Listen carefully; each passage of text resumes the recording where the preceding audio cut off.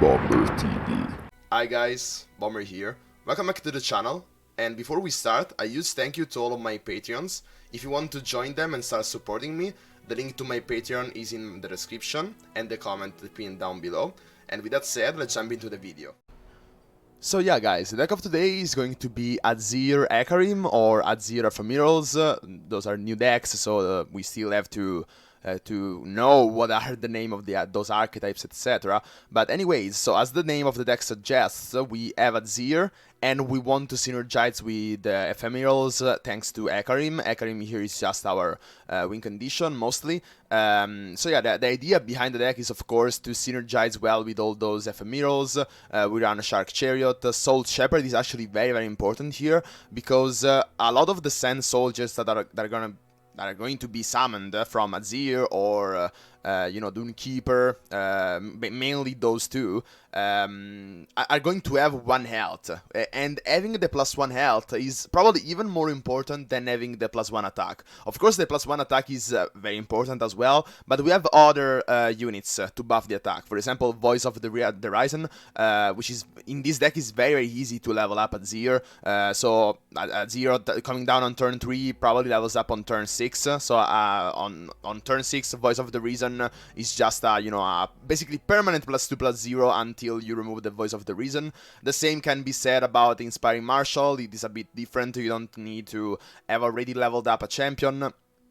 And it only works on summon, but anyways, most of the times you're just summoning Ephemerals anyways, so they only last for 1 round. So definitely, they are basically the same card, you could say. Inspiring Marshal is also a bit better at blocking. It comes down a turn later, but it's also nice to curve out those two, so I chose to go for both of them, only 2 copies of, rather than having only one or the other.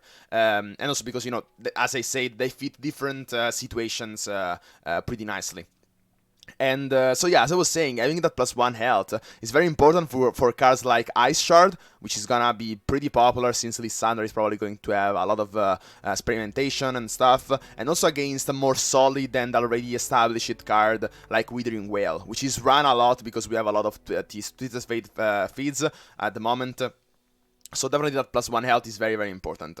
And then, yeah, guys, we run the usual package from Shadow's Islands, synergizing with Ephemerals. So we have Blighter Caretaker, we run Bark Beast. Dunekeeper is actually a very, very solid 1-drop. As I saw this card, I immediately knew that this card was pretty broken.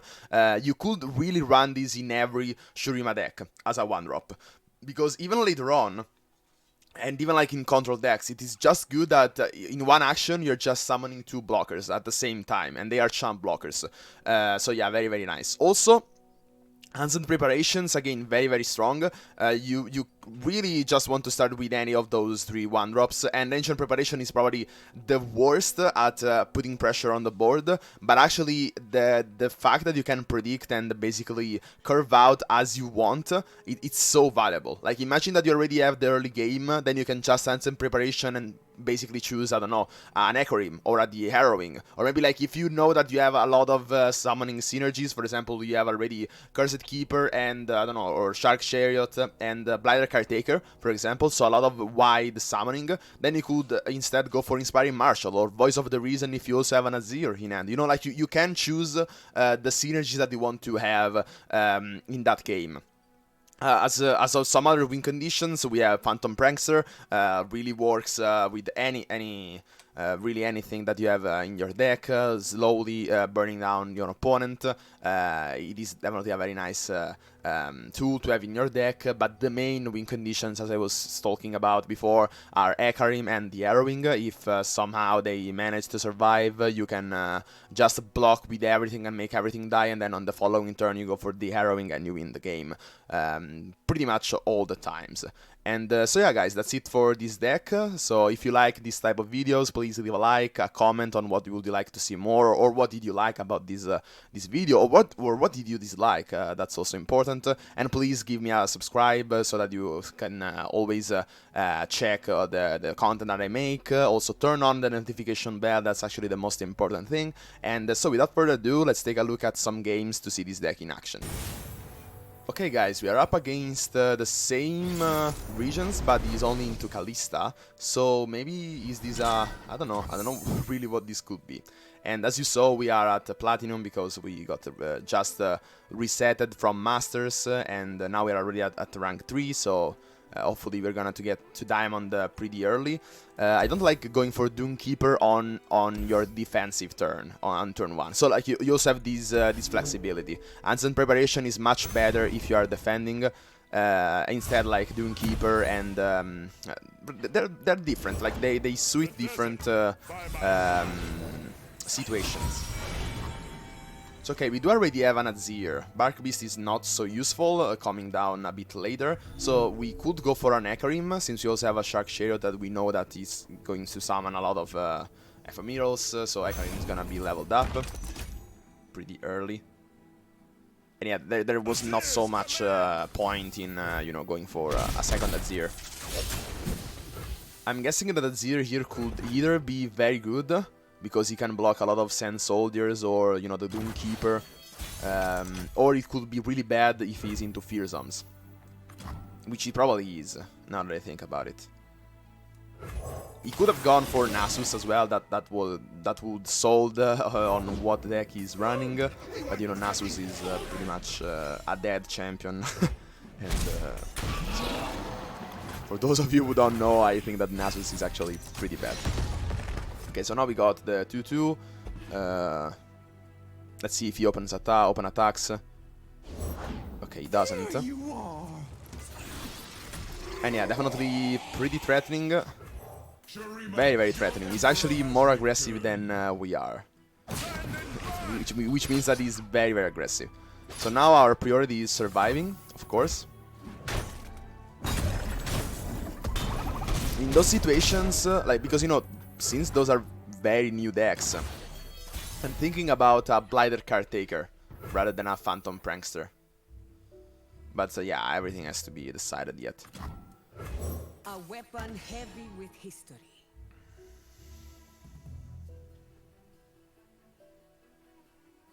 Let's see what he develops. We could just attack here because, again, we don't really need to to burn him out, you know, and go for the aggression. We have an Hecarim that is gonna generate a lot of value for us, and probably it's more important to get him leveled up as soon as possible. And by attacking with the 3-4, we are either blocking on, you know, trading on the 4-3, which we would have done anyways next turn. But on top of that, we are getting, you know, both the Shark Chariot and the Sand Soldier, which he either trades, or, you know, we deal 5 damage to the face, which is not so bad. And we also progress Azir as well, which is gonna become a better blocker later on.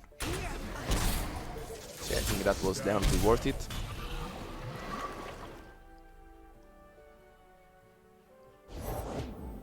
By the way, the fact also that we were attacking on even turns meant that Hecarim was so much stronger. And actually is coming leveled up on turn 6, if Azir stays alive. Instant Preparation. The Emperor commands. The land obeys. Yeah, he's going very, very aggressive, guys. Let's go for Bark Beast.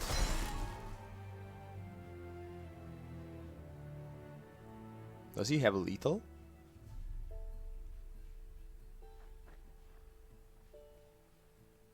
I mean, we do have a burst speed blocker, even though it's very, very expensive. You could also go for Phantom Prankster and do some stuff. Okay. So does he have lethal? We can block those 3, and he's trading 1 of our units. So this is becoming a 2 attack. This deals 2, this deals 4. So actually he should have lethal. But we can't really do anything about that. So let's see if he spots it. Maybe he does the wrong order. He attacks with it first. Yeah, like he's doing. Always forward. Okay, that was actually a bad attack for him. No, he figured that out. And yeah, I think that's lethal. There is no way to block these effectively, right? Yeah, perfect lethal. Oh well, like yeah, it was definitely very aggressive. We didn't have the time to play Hecarim, but yeah, next turn we would have won, and it was an exactly lethal. Like got the Stygian on Looker, you know.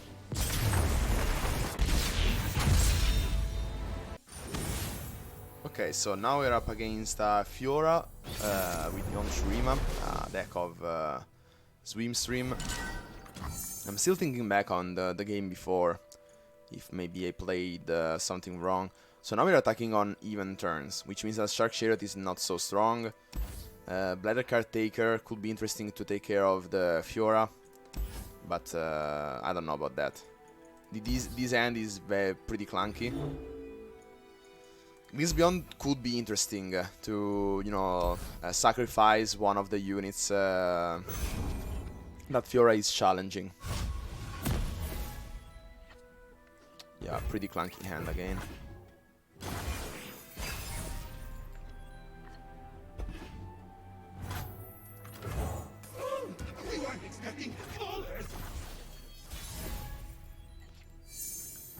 Gleams. I don't know. Like, yeah, we can go for these. Just one point of cheap damage. Oh, he didn't get Fiora. We can always rely on you to keep us safe. He also has the 0 mana, probably draw a champion, but maybe he predicted the Fiora instead. I think we can pass here.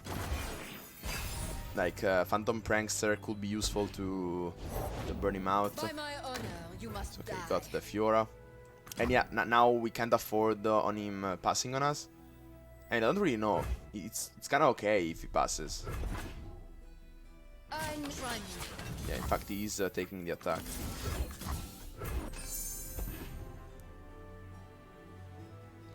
I didn't want the Phantom Prankster to be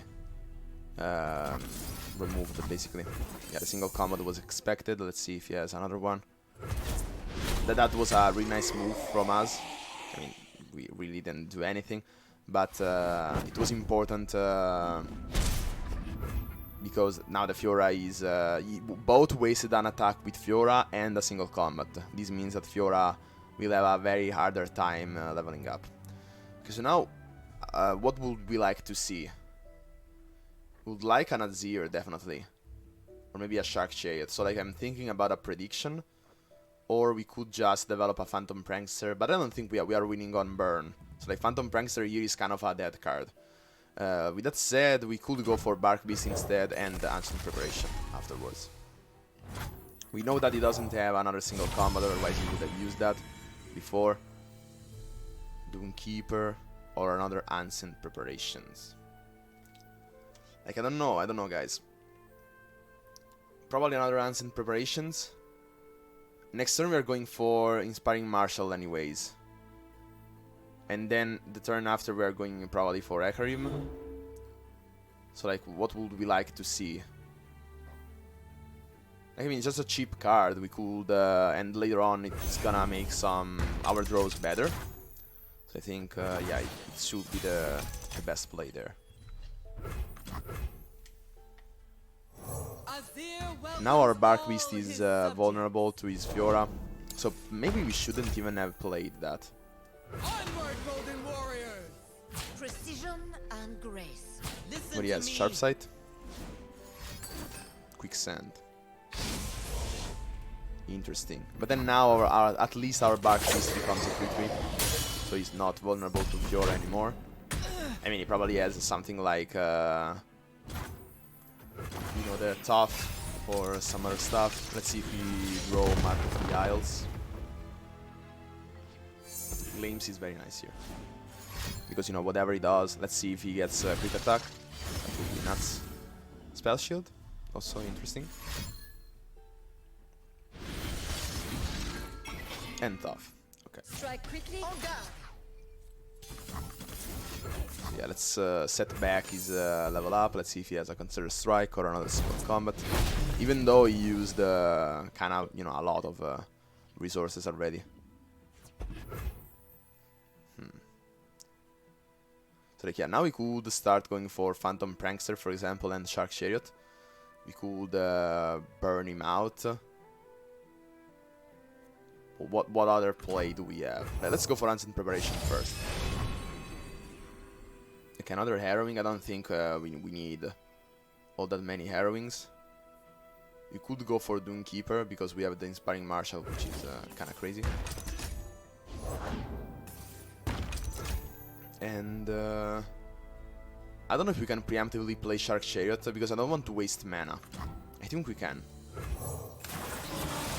So we play the Shark Chariot, next turn the Doomkeeper is summoning the Ephemeral, which we need for, you know, the Shark Chariot, and we also have Hecarim.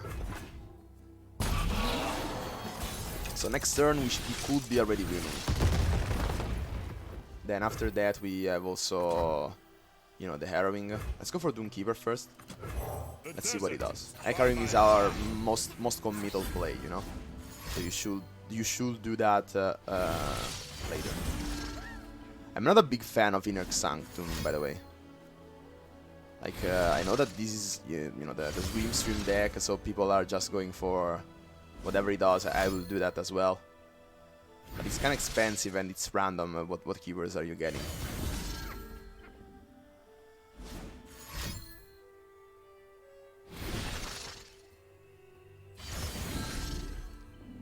Okay, he got the quick attack, which is scary.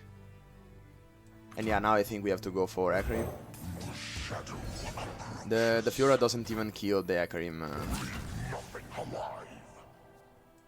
Let's attack with everything, and we should even kill him, probably. Maybe we don't attack with the Inspiring Marshal. It could be useful later on. Oh, and also we have also the Shark Chariot. So those are dealing more damage. Yeah. Anyway, it could already be a good game. Is this supposed to be a challenge? Let's see if he has single combat. Yeah, but that's still lethal, man. Yeah, that's lethal, man. GG. He was also tapped out from... Ah, no, actually, he could have had Judgment. That would have been funny. And yeah, man, but he's still lethal. Like, does he have a single combat? But yeah, so we got that. So yeah, guys, that's it. If you enjoyed the video and want more content like this, please consider subscribing to the channel. Also, turn on the notifications, otherwise YouTube won't notify you of my content. Also, enter my stream so that you can interact with me live, as well as entering the Discord server so that you can interact and stay in touch with this amazing community that we are building. All the links that I just said are down below in the pinned comment and in the description, as well as also Twitter and Instagram. So that's it for this video. Hope you liked it and find it useful, and as always, see ya!